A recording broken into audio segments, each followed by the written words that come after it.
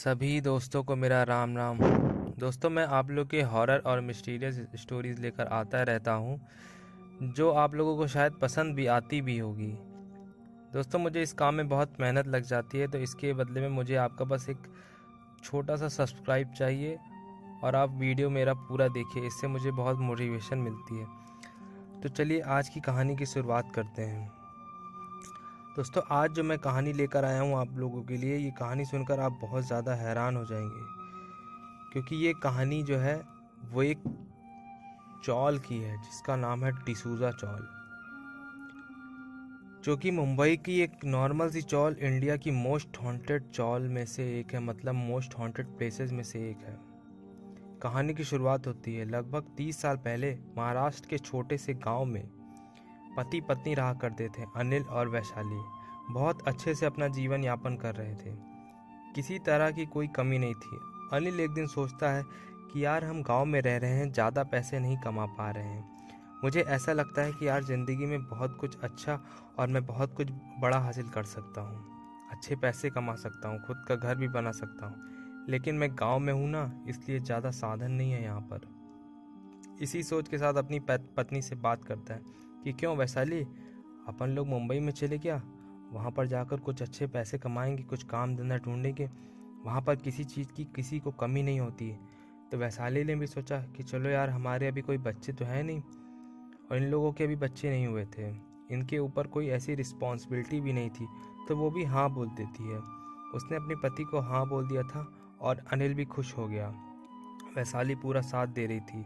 इन लोगों ने डिसाइड किया कि ये लोग मुंबई जाकर, इन लोगों ने गांव में थोड़ी सेविंग्स करके रखे हुए थे, तो ये मुंबई जाकर उसी सेविंग्स को सोचा था वहाँ पर कुछ कहीं ना कहीं यूज़ करेंगे, ताकि लाइफ में कुछ बड़ा करना हो तो जो सेविंग है वो काम आए। तो इन लोगों ने सबसे पहले रहने के लिए एक जगह ढूंढे, क्योंकि मुंबई में घर मिलना आसानी से मतलब थोड़ा मुश्किल होता है। तो इन लोगों ने बड़ी मुश्किल से एक चौल ढूंढा।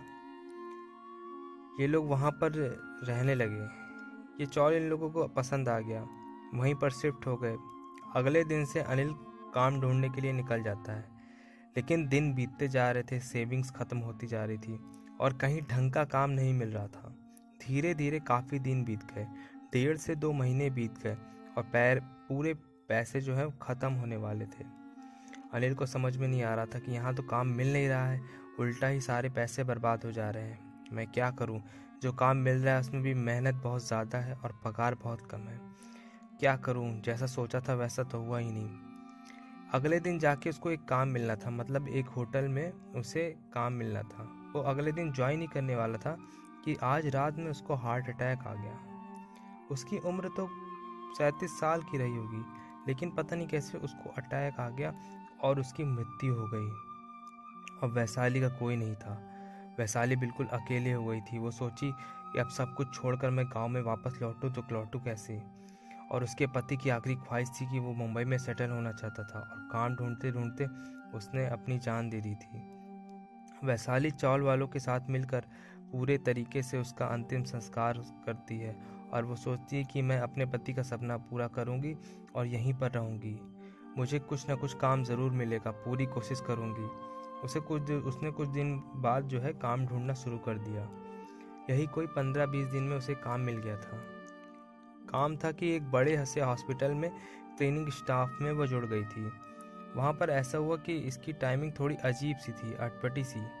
इसको सुबह 8 बजे के आसपास हॉस्पिटल पहुँच जाना पड़ता था और वहाँ से शाम को तकरीबन 7 बजे के आसपास इसको छुट्टी मिल जाती थी।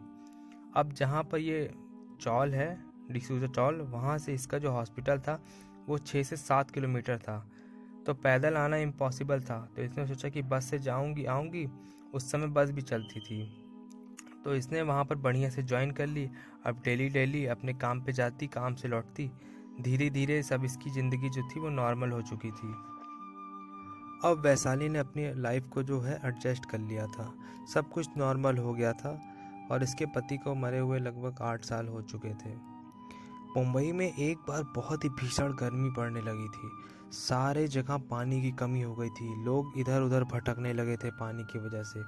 तो जिस चौल में ये लोग रहते थे वहाँ भी पानी की बहुत बड़ी प्रॉब्लम हो गई थी।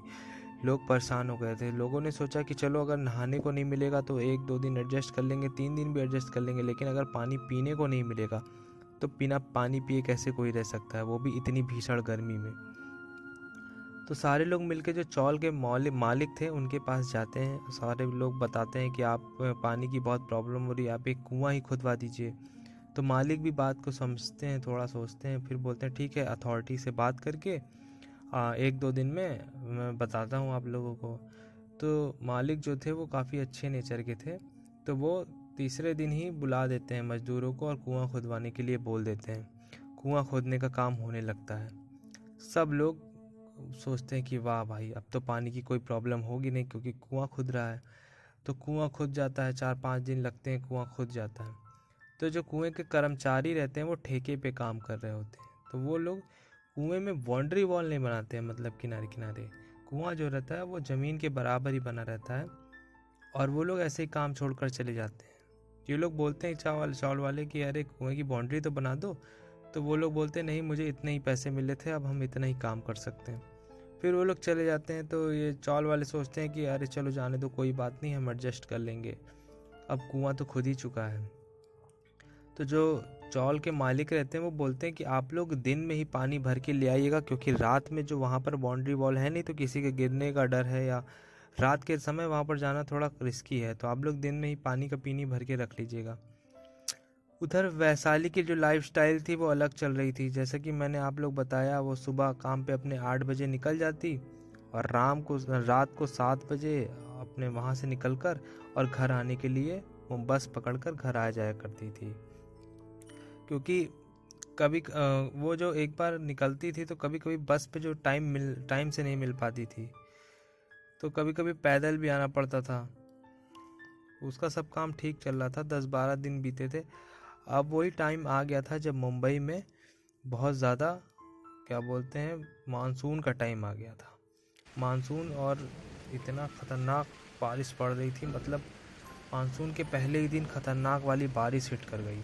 मुंबई में चारों तरफ इतना ज़्यादा पानी भर गया था कि लोग जो थे वो अपने काम को जा रहे थे, उन लोगों को लौटने में बड़ी तकलीफ़ हो रही थी, घर से बाहर निकलने में बड़ी प्रॉब्लम हो रही थी, क्योंकि वहाँ पर वाटर जो है बहुत ख़तरनाक तरीके से भर जा रहा था। तो ये भी शाम को अपना हॉस्पिटल में काम कंप्लीट कर ली थी और बारिश ख़त्म होने का इंतज़ार कर रही थी, लेकिन बारिश ख़त्म होने का नाम ही नहीं ले रही थी। तो वैशाली ने सोचा कि रात के 8 बज चुके हैं, अब क्या करूं, निकलूं, या सोचते सोचते और भी देर हो जाएगी और बस तो मिलेगी नहीं, मैं भीगते हुए ही निकल जाती हूँ। ये बस का इंतज़ार करी, 15-20 मिनट रुकी, लेकिन किसी से पता चला कि पानी की वजह से जो भर गया, इसकी वजह से बस नहीं आएगी, क्योंकि पानी बहुत ज़्यादा भर गया था इलाकों में। तो इसने सोचा कि ठीक है चलो, अब पैदल ही निकलती हूँ, और अब भीगी तो जाऊँगी, घर जाके कपड़े चेंज करूँगा और क्या। तो ये जब 8:30 बजे के आसपास ये जो बस स्टॉप से निकल गई और भीगते हुए ये जा रही थी। पानी भी बहुत ज़्यादा भरा हुआ था, विज़न भी क्लियर नहीं हो रहा था, बहुत तेज़ तूफ़ान आ रहा था, बिजली गिरने का भी डर लग रहा था। तो अपने आप को एडजस्ट करते हुए, संभालते हुए 10-15 या 10:15 बजे तक ये अपने घर को पहुंची। अब जब ये 10:15 बजे के आसपास अपने घर पहुंची तो अपना मटका निकाल कर इसने देखी कि इसमें तो पानी ही नहीं है। ये सुबह पानी नहीं भर पाई थी कि उसको देर हो रही थी, तो सोची शाम को मैं पानी भर लूँगी, और शाम को आते आते इतनी रात हो गई थी कि ये पानी नहीं भर पाई थी। सभी लोग सुबह ही भर लेते थे। तो ये शाम को जब पहुंची तो पानी नहीं भर पाई थी, क्योंकि 10:30 बज चुके थे रात के। इसको बहुत ज़ोर से प्यास लगी थी और भूख भी लगी थी, क्योंकि आप जानते हैं बहुत ज़्यादा फिजिकल एक्टिविटी करने के बाद भूख तो लगती है। वैशाली ने सोचा कि क्या करूं, कोई दुकान भी नहीं खुली है कि पाव वगैरह खरीद के खा लूं, कुछ समझ में नहीं आ रहा था। वैशाली सोची चलो यार, अब खुद खाना ही बनाना पड़ेगा। इतनी रात को तो वैसे खुद ही बनाती थी, लेकिन जब इतनी रात हो जाती थी तो कोई घर से बाहर से पाव वगैरह ले आया करती थी। आज तो कोई साधन भी नहीं था। तो वैशाली ने सोचा कि चलो ठीक है, मैं खाना बना लूँगी। अब लेकिन खाना बनाना है तो पानी भी चाहिए। पानी मटके में था नहीं, घर पर कोई था नहीं कि पानी मंगवा ले। तो इसने सोचा कि चलो मटका उठाती हूँ, और बारिश हो रही है, ज़ोर ज़ोर से बूंदी बारिश हो रही है, और मैं जाकर कुएं से पानी निकाल लूँगी। जैसे ये पानी खींच रही थी कुएं से जाकर, तभी इसको पीछे से बिल्लियों की आवाज़ सुनाई दी कि 2 बिल्लियां लड़ाई कर रही हैं। और इतनी तेज़ बारिश में इसको लगा कि अरे इतनी तेज़ बारिश में कि बिल्लियां क्यों लड़ाई कर रहे हैं। कुछ लोग जैसे इन सब चीज़ों को अपशगुन मानते हैं कि इतनी तेज़ बारिश में बिल्ली आकर लड़ रही है, और मतलब नॉर्मल बिल्लियों से सब लोग डरते हैं। तो ये सोचिए, छोड़ो मुझे क्या करना है, मुझे तो कुएं से पानी निकालना है। ये पानी निकालने लगी कि अचानक से इसको ऐसा फील हुआ कि पीछे से इसकी कोई आया, और ये पीछे से देखी उसको, तो देखी पीछे से वही बिल्ली थी, और उस बिल्ली ने इस पे जैसे कि हमला कर दिया।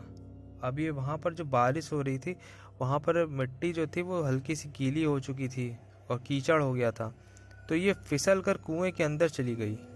अब ये कुएं से चिल्ला रही थी कि मुझे बचाओ बचाओ, बाहर निकालो बाहर निकालो, बाहर बारिश हो रही है, बिजली कड़क रही है, लगातार चिल्लाई जा रही है, बचाओ मुझे बाहर निकालो, मैं गिर गई हूँ। लेकिन किसी को भी अंदर सुनाई नहीं दे रहा था, और कैसे सुनाई भी देता क्योंकि देर रात हो चुकी थी, लोग शायद सो भी चुके थे, और कुछ लोग बाहर होंगे तो वो फंसे ही रह गए होंगे। घर के लोगों को आवाज़ नहीं आ रही थी क्योंकि बाहर बहुत तेज़ बारिश और बिजली कड़क रही थी। यहाँ पे वैशाली तड़प रही थी। वैशाली में बचपन में तैरना सीखी हुई थी, और ये आज उसको कुछ काम आ रहा था, लेकिन कुएं में जो गिरी थी वो बाहर कैसे निकलती।